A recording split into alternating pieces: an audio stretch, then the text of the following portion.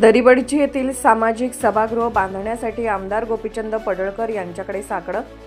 दरिबडची येथील दलित वस्तीमधील सामाजिक सभागृह बांधण्यासाठी आमदार गोपीचंद पडळकर यांनी स्थानिक विकास निधीमधून निधी उपलब्ध करून दिला आहे। त्याबद्दल गावातील सर्वच नागरिकांमध्ये आनंदाचा उत्साह निर्माण झाला आहे।